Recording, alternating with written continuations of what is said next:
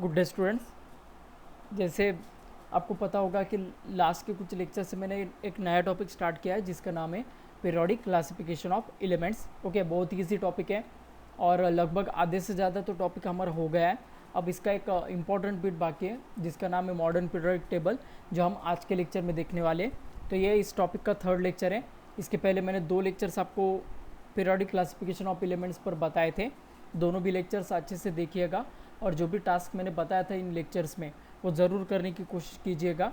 Okay, तो पहले 2 lectures में मैंने Dobereiner's triad, Newlands law of octave और मेंडेलियस पीरियोडिक टेबल आपको पढ़ाया था। आज के लेक्चर में हम हेनरी मोसलेज ने बताया हुआ पीरियोडिक मॉडर्न पीरियोडिक टेबल हमें आज देखना है, जो सबसे इम्पॉर्टेंट है। ठीक है, तो स्टार्ट करते हैं इस बिट को। तो ये इस टॉपिक का टेबल ऑफ कंटेंट है। Need of classification, Dobereiner's triad, Newlands law of octave, Mendeleev's periodic table, यहाँ तक हम आ गए थे। अब लास्ट एक बिट देखना है इस टॉपिक का जिसका नाम है मॉडर्न पीरियोडिक टेबल। इन तीनों बिट के कंपैरिजन में मॉडर्न पीरियोडिक टेबल सबसे बड़ा बिट है और सबसे इंपॉर्टेंट है। अगर एग्जाम में क्वेश्चन आ जाता है इस टॉपिक पर तो सबसे ज़्यादा क्वेश्चन आने का प्रोबेबिलिटी इसी बिट पर है जिसका नाम है मॉडर्न पीरियोडिक टेबल। ओके, इसकी ओर जाते हैं, लेकिन उसके पहले हम इन 2 क्लासिफिकेशन को जस्ट रिवाइज करते हैं, डोबेरेनर और न्यूलैंड्स लॉ ऑफ ऑक्टेव्स को। जैसे आपको पता होगा 1817 में साइंटिस्ट डोबेरेनर ने उस ज़माने में जितने भी एलिमेंट्स नोन थे उनको क्लासीफाई किया in a increasing order of their atomic masses. Okay, he made a group of 3 elements, called them as a triad. In a triad he arranged the elements in an increasing order of their atomic masses. Okay, then he shows that the atomic mass of middle element was approximately equal to the mean value of atomic mass of first and last element. Okay, तो ये जो classification था, ये classification कुछ ही elements को classify कर सका जो उस टाइम नोन थे, लेकिन सभी एलिमेंट्स को ये क्लासीफाई नहीं कर सका। और जो नए एलिमेंट्स इन्वेंट हो रहे हैं वो ट्रायड के रूल को फॉलो नहीं करते थे, इस कारण हमने ये क्लासिफिकेशन को रिजेक्ट कर दिया। फिर उसके बाद साइंटिस्ट न्यूलैंड ने 1866 में और एक क्लासिफिकेशन हमें बताया जो बेस्ड था एटॉमिक मासेस पर ही, लेकिन कुछ अलग वे से उसने क्लासीफाई किया था एलिमेंट्स को एज कम्पेयर टू डोबेरेनर। ओके, तो साइंटिस्ट न्यूलैंड ने क्या किया, उस ज़माने में जितने भी 56 एलिमेंट्स नोन थे सभी एलिमेंट्स को increasing order of their atomic masses में उसने अरेंज कर दिया, और जो elements similar chemical property show करते हैं उनको उसने एक ही कॉलम में रख दिया। तो ऐसा करते करते उसने सभी एलिमेंट्स को क्लासीफाई कर दिया उस ज़माने में जितने भी नोन थे। ओके, और इसको इस क्लासिफिकेशन को उसने कंपेयर किया हमारे म्यूज़िक के ऑक्टेव्स के साथ। जैसे आपको पता होगा हमारे म्यूज़िक के जो 8 नोट्स होते हैं वो ऐसे कुछ होते हैं, सारे गम प ध नि सा। तो फर्स्ट बीट भी हमारा सा होता है और 8th बीट भी सा होता है। तो like that first element similar property show करता है to that of the 8th element, so it is similar to the octaves, that's why he call this classification as Newlands law of octaves. तो इसके भी कुछ drawback थे जो मैंने आपको बताए थे कि न्यूलैंड साइंटिस्ट ने जो हमें बताया था लॉ ऑफ ऑक्टेव, इसमें कुछ ड्रॉबैक थे। ये क्लासिफिकेशन सिर्फ वैलिड था अप टू द कैल्शियम के आगे कोई भी 8th एलिमेंट उससे आने वाले फर्स्ट एलिमेंट के साथ प्रॉपर्टी सिमिलर शो नहीं करता था। उसके बाद जो न्यू एलिमेंट इन्वेंट होने वाले थे उनके लिए उसने कुछ भी कहा नहीं कि हमें उन्हें कहाँ पर प्लेस करना है, तो ये एक सेकंड ड्रॉबैक था। और थर्ड ड्रॉबैक कुछ ऐसा था साइंटिस्ट न्यूलैंड का कि उसने सभी एलिमेंट्स को 56 स्लॉट्स में प्लेस करते हुए कुछ 2 एलिमेंट्स को उसने एक ही जगह पर प्लेस कर दिया, तो ये थर्ड ड्रॉबैक था। तो ये ड्रॉबैक्स भी आपको पूछे जा सकते हैं न्यूलैंड्स लॉ ऑफ ऑक्टेव्स के। उसके बाद लास्ट लेक्चर में मैंने आपको पढ़ाया मेंडेलियस पीरियोडिक टेबल। तो ये क्या कहता है, साइंटिस्ट मेंडेलियव ने भी जो क्लासिफिकेशन किया था वो अकॉर्डिंग टू एटॉमिक मास से किया था, लेकिन कुछ अलग वे से जो साइंटिस्ट मेंडेलियव और साइंटिस्ट डोबेरेनर ने किया था उससे थोड़ा अलग वे से किया था। इन 1869 टू 1872 इस टाइम के बीच में उसने अपना क्लासिफिकेशन बताया।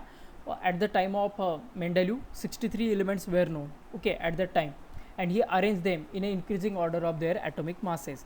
तो उस ज़माने में 63 एलिमेंट्स नोन थे और सभी नोन एलिमेंट्स को उसने क्या किया, increasing order of atomic masses से अरेंज कर दिया।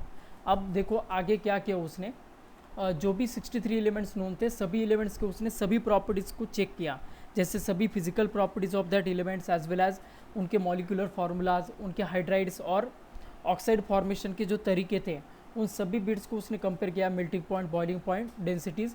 तो कुछ एलिमेंट्स में उसको सिमिलरिटी नज़र आया, तो उन एलिमेंट्स को उसने क्या किया, एक ही कॉलम में प्लेस कर दिया। तो साइंटिस्ट मेंडेलिव ने कुछ एलिमेंट्स को कॉलम्स में प्लेस किया, तो कुछ मतलब नंबर ऑफ कॉलम्स और नंबर ऑफ रोज में उसने सभी एलिमेंट्स को अरेंज कर दिया। तो जो भी वर्टिकल कॉलम्स थे मेंडेलिव्स पीरियोडिक टेबल के, उनको कहा जाता है ग्रुप्स, ओके। और जो भी हॉरिजॉन्टल रोज थे इस पीरियड के, इस कह सकते कि हम पीरियोडिक टेबल के, तो उसे पीरियड्स कहा जाता है, ओके। तो इस वजह से उसने सभी एलिमेंट्स को पीरियड्स में और ग्रुप्स में क्लासीफाई कर दिया, ठीक है। अब ये क्लासीफाई करते वक्त उसने एक लॉ हमें बताया जिसके बेसिस पर उसने एलिमेंट्स को क्लासीफाई किया, जिसे कहा जाता है मेंडेलिव्स पीरियोडिक लॉ।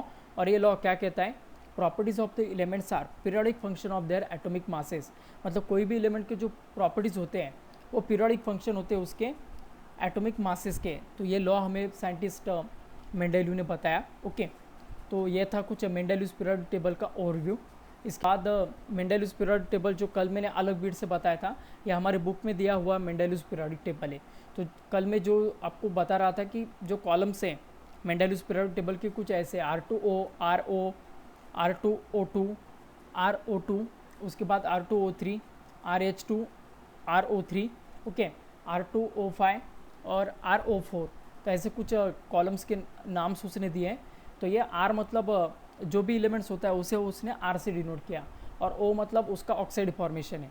और यहाँ पर RH नज़र आ रहा है आपको, इसे हाइड्राइड्स कहा जाता है। कोई भी एलिमेंट हाइड्रोजन के साथ कैसे बॉन्ड क्रिएट करेगा, कैसा मॉलिक्यूल फॉर्म करेगा, उसे हाइड्राइड कहा जाता है। और ऑक्सीजन के साथ जो करता है उसे ऑक्साइड्स कहा जाता है। कोई भी एलिमेंट का ऑक्सीजन के साथ बॉन्ड ऑक्साइड, और कोई भी एलिमेंट का हाइड्रोजन के साथ बॉन्ड हाइड्राइड। तो यह हाइड्राइड और ऑक्साइड फॉर्म करने का जो तरीका होता है, सिमिलर प्रॉपर्टीज़ रहने वाले एलिमेंट्स का सेम होता है, ओके। जैसे एक एग्जांपल देता हूँ, हाइड्रोजन जब ऑक्सीजन के साथ बॉन्ड क्रिएट करता है तो H2O ये वाला मॉलिक्यूल वो फॉर्म करता है। मतलब हाइड्रोजन के 2 एटम्स लगते हैं और ऑक्सीजन का 1। लाइक दैट लिथियम का अगर हम देखते हैं तो उसका भी वैलेंसी 1 है और ऑक्सीजन का वैलेंसी 2 है। तो इस वजह से लिथियम भी जब ऑक्साइड फॉर्मेशन करेगा तो Li2O इस वे से करता है। सोडियम भी करेगा तो Na2O, पोटेशियम भी करेगा तो K2O, और कॉपर भी करता है तो Cu2O। ऐसा होता है। तो हर एलिमेंट जो आपको नज़र आ रहा है इस कॉलम में, सभी एलिमेंट्स का जो 2 एटम्स है इस एलिमेंट्स के, वो कंबाइन होते हैं ऑक्सीजन के 1 एटम के साथ और कंपाउंड फॉर्मेशन करते हैं, ओके। तो इन सभी का जो केमिकल प्रॉपर्टीज़ है वो सेम है। मतलब वो केमिकली कैसे कनेक्ट होते हैं ऑक्सीजन के साथ, उसका बेस सेम है। इस कारण उसने एक ही कॉलम में इसे रखा। इसके बाद RO, ये ग्रुप 2 है, ग्रुप 2 के कुछ एलिमेंट्स है। तो इसमें उसने बेरिलियम, मैग्नीशियम, कैल्शियम को रखा। तो ये जो एलिमेंट्स है इसका 1 एटम कंबाइन होता है ऑक्सीजन के 1 एटम के साथ, ओके। तो बेरिलियम का 1 एटम और ऑक्सीजन का 1 atom, BeO, like that MgO, like that CaO। तो इन सभी का ऑक्साइड फॉर्मेशन का तरीका सेम है, इस कारण उसने एक ही ग्रुप में रखा। तो एक ही ग्रुप में रहने वाले जो एलिमेंट्स है in Mendeleev's periodic table, they shows the similar chemical properties. तो यही बीट से उसने सभी एलिमेंट्स को क्लासीफाई किया। So this is called the Mendeleev's periodic table. All the elements are 63 in this table, आप काउंट कर सकते हैं। और जो एलिमेंट्स इन्वेंट होने वाले थे उसका नंबर उसके लिए उसने वैकेंट पोजीशन पहले से ही दे के रखा था। ये जो वैकेंट पोजीशन नज़र आ रहे हैं ये उसी की वजह से नज़र आ रहे हैं आपको, ओके। और ये जो आपको नज़र आ रहा है कोबाल्ट और निकेल, तो कोबाल्ट पहले और निकेल बाद में, उन दोनों का भी जो whole number of atomic mass है वो देखो 69, 59, 59 है। लेकिन एग्जैक्टली अगर इनका हम एटॉमिक मास नंबर देखते हैं तो कोबाल्ट का है 58.93 U और निकेल का है 58.71 U। ये कब इन्वेंट हुआ? मेंडेलिव्स ने पीरियोडिक टेबल बताने के बाद।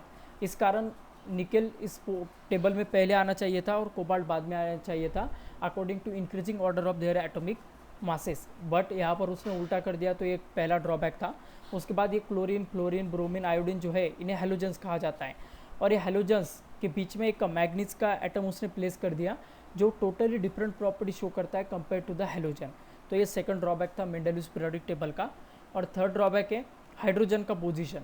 हाइड्रोजन एग्जैक्टली फर्स्ट ग्रुप में रखना या फिर 7th ग्रुप में ये जो 6 वाला ग्रुप नज़र आ रहा है यहाँ, सॉरी ये जो 7th वाला ग्रुप नज़र आ रहा है यहाँ पर रखना, इसमें कन्फ्यूजन था। क्योंकि हाइड्रोजन अल्कली मेटल, मतलब ये लिथियम, पोटेशियम, सोडियम को अल्कली मेटल्स कहा जाता है। क्यों कहा जाता है ये मॉडर्न पीरियोडिक टेबल में मैं आपको बताऊंगा।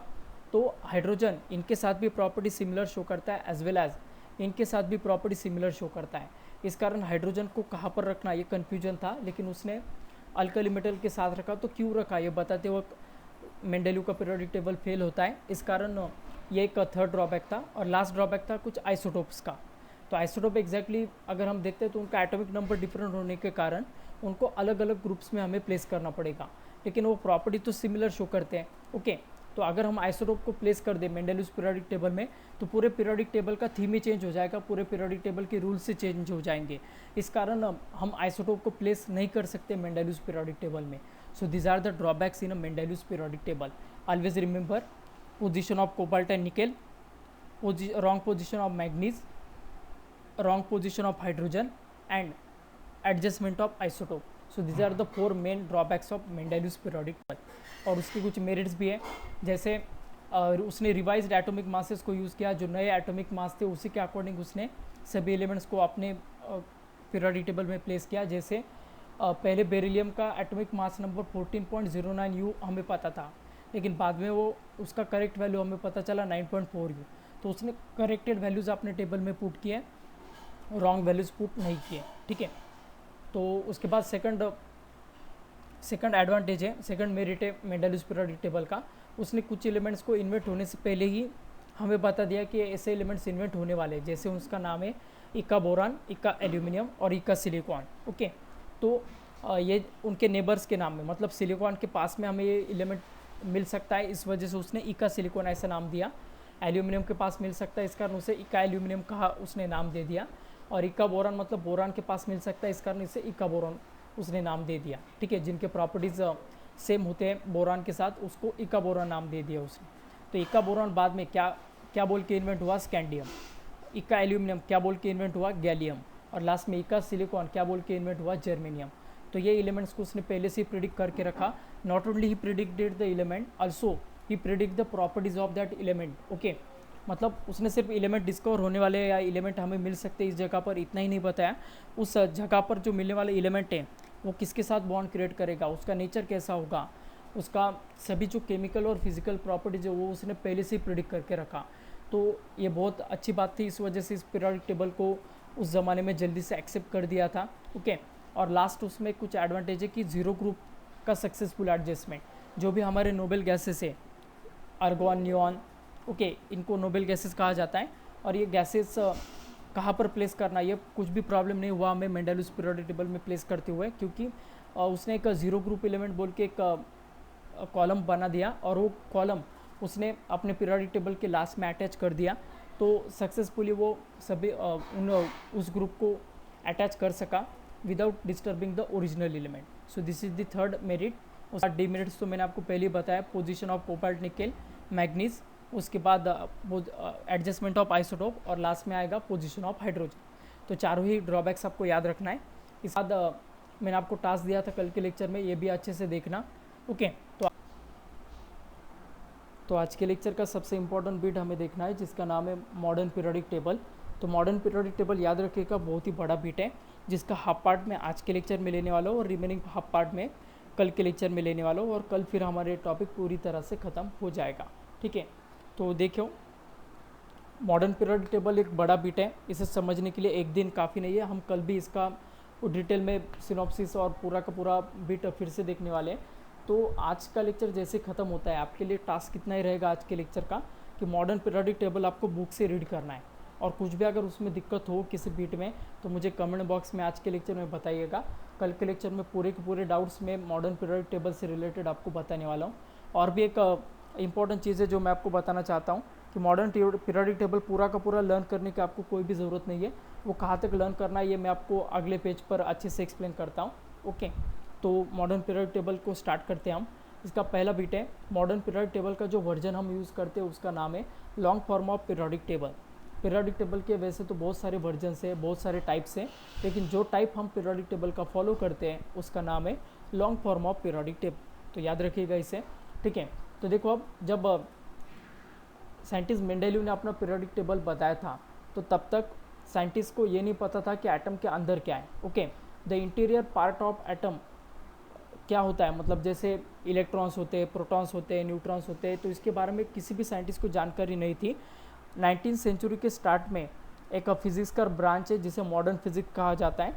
इस मॉडर्न फिज़िक्स के ब्रांच ने बहुत सारे जो हमारे क्वेश्चंस थे उन सभी का आंसर्स हमें दे दिया, जैसे एटम के अंदर कौन कौन रहता है, उनके ऊपर कौन सा चार्ज होता है, तो एटम का इंटीरियर पार्ट जो होता है, अंदर वाला पार्ट, तो इसके बारे में जानकारी हमें 19वीं सेंचुरी में मिली।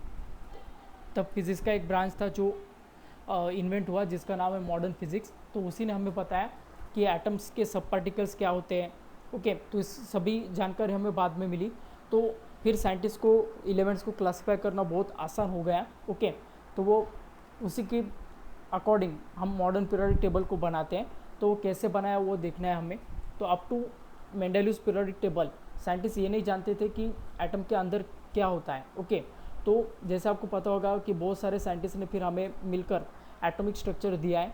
सबसे पहले साइंटिस्ट जे थॉमसन ने इलेक्ट्रॉन्स का इन्वेंशन किया, उसके बाद साइंटिस्ट डाल्टन्स थ्योरी, उसके बाद साइंटिस्ट रुदरफोर्ड ने हमें एटॉमिक स्ट्रक्चर बताया कि एटम के अंदर क्या होता है, atom is whole electrically neutral. तो ये सब कंसेप्ट जो आपने 9th स्टैंडर्ड में स्टडी किया है, तो उसी को हमें आगे बढ़ाना है। ओके, और उसके बाद फिर आपको पता होगा साइंटिस्ट रुदरफोर्ड ने जो एटॉमिक मॉडल बताया था उसमें कुछ ड्रॉबैक्स थे, और उस फिर ड्रॉबैक्स को कवरअप किया साइंटिस्ट नील बोर ने। तब जाकर हमें एग्जैक्टली एटॉमिक स्ट्रक्चर मिल गया और जो हम आज भी फॉलो करते हैं। तो एटम पता ही आपको, उसके सेंटर में एक हार्ड कोर प्रेजेंट होता है जो 99% मास कंट्रीब्यूट करता है होल एटम का, जिसे हम न्यूक्लियस कहते हैं। ये न्यूक्लियस पर टोटल पॉजिटिव चार्ज होता है एटम का, और न्यूक्लियस के अंदर कुछ सब पार्टिकल्स रहते हैं जिनको न्यूक्लियॉन्स कहा जाता है। This nucleons are of two types, protons and neutrons. Protons carries positive charge and neutrons carries neutron are uncharged. Okay, तो इन न्यूक्लियस के अराउंड कुछ लाइट पार्टिकल्स भी रिवॉल्व करते हैं डेफिनाइट ऑर्बिट्स में, जिन्हें हम इलेक्ट्रॉन्स कहते हैं, while electrons carries the negative charge. Okay, तो जितना चार्ज पॉजिटिव चार्ज प्रोटॉन पर होता है उतना ही एग्जैक्टली नेगेटिव चार्ज इलेक्ट्रॉन पर होता है, और एटम इस वजह से इलेक्ट्रिकली न्यूट्रल होता है। ठीक है, तो ऐसा कुछ एटॉमिक मॉडल हमें बताया था। तो एटॉमिक मॉडल हमें मिलने के बाद, एटम के अंदर क्या होता है ये मिलने के बाद, फिर साइंटिस्ट हेनरी मोसले ने उसको डीपली स्टडी किया।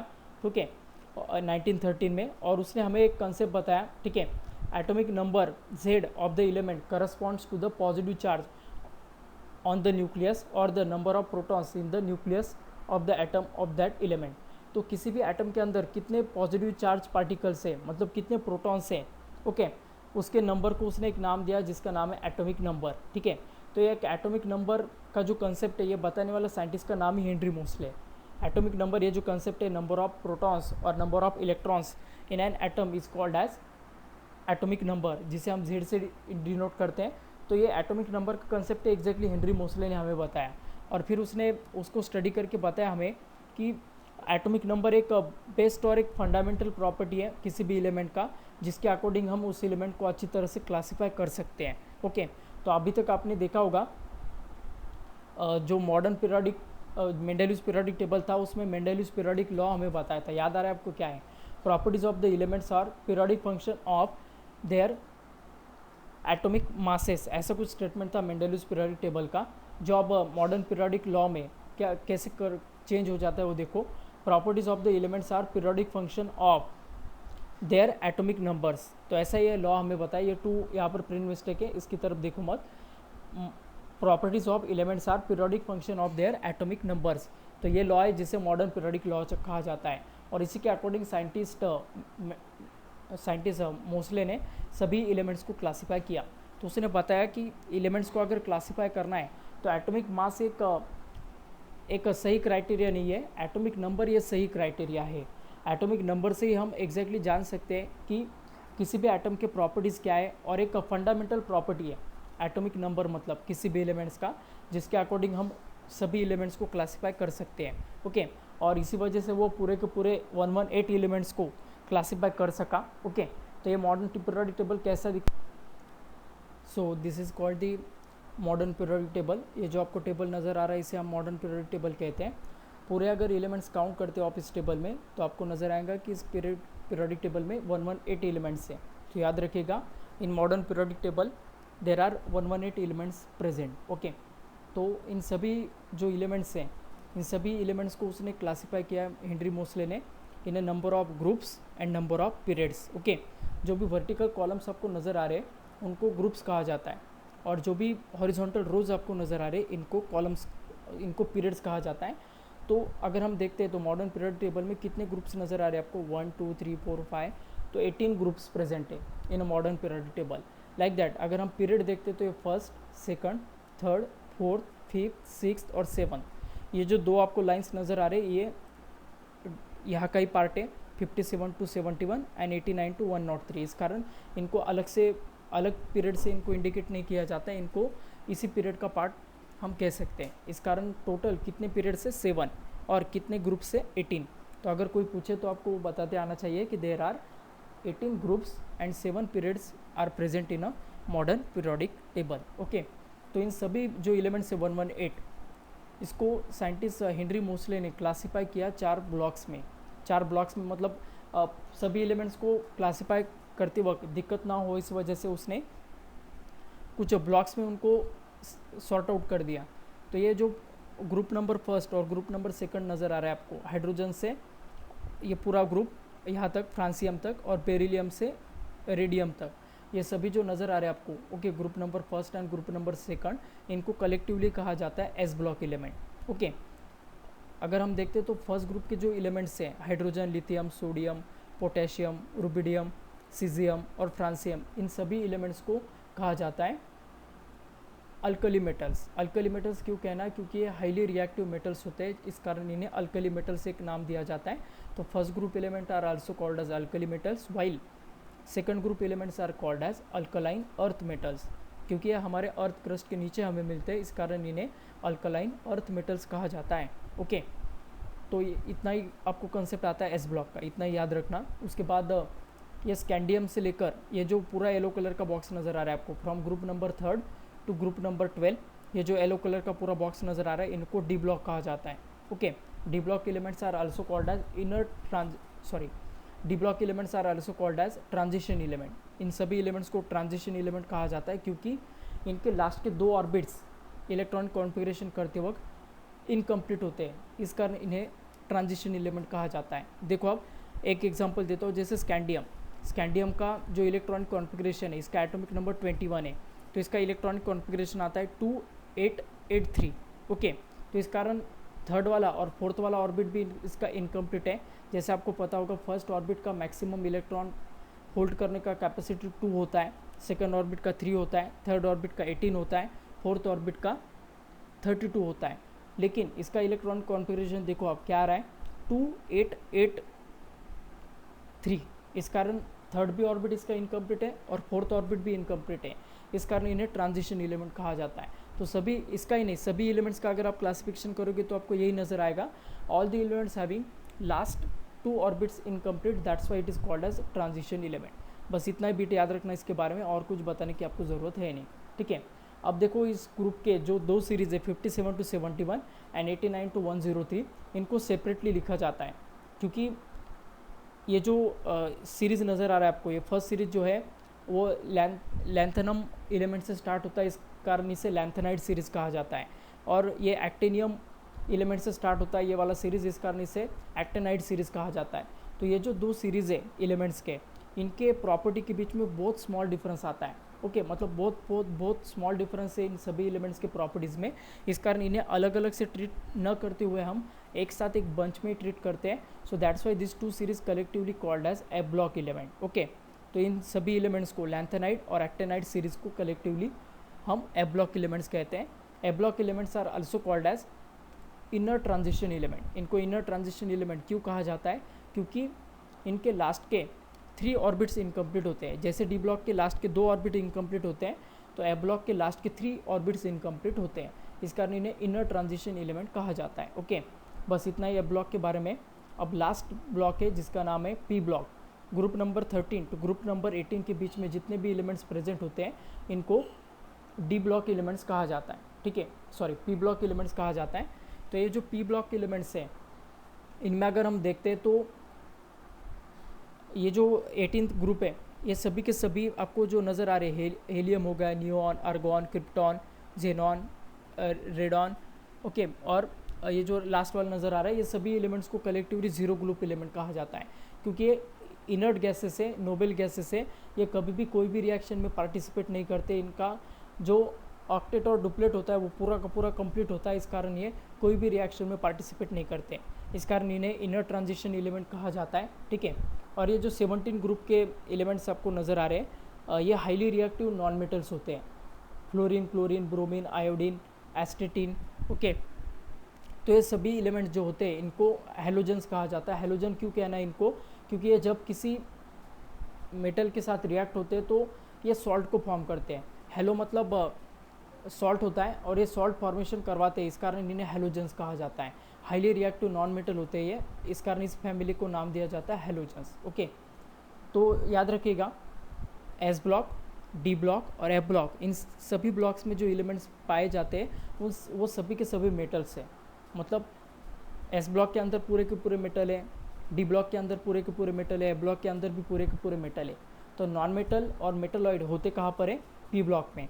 तो पी ब्लॉक में अगर आप पूछते हो तो पी ब्लॉक में तीनों भी तरीके के एलिमेंट्स प्रेजेंट होते हैं, मतलब इसमें मेटल्स भी होते हैं, नॉन मेटल्स भी होते हैं और मेटलॉइड्स भी होते हैं, ओके।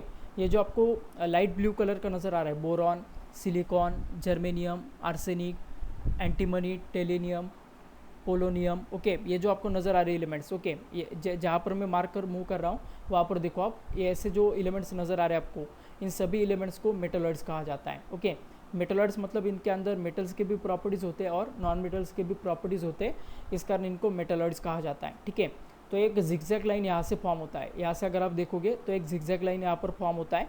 तो ये जिगजैग लाइन के नीचे सब के सब मेटल्स है। ये जो आपको नज़र आ रहे लाइट ग्रीन कलर में जो नज़र आ रहे एलिमेंट्स, ये सभी के सभी मेटल है। मतलब ये जिगजैग लाइन जो है, इस जिगजैग लाइन के नीचे सब के सब मेटल्स है, इस जिगजैग लाइन के ऊपर मेटलॉइड्स है और इस जिगजैग लाइन के ऊपर carbon, nitrogen, oxygen, fluorine, neon. तो ये जो आपको नज़र आ रहे हैं यहाँ से लेकर यहाँ तक, ये सभी के सभी नॉन मेटल्स हैं, ठीक है।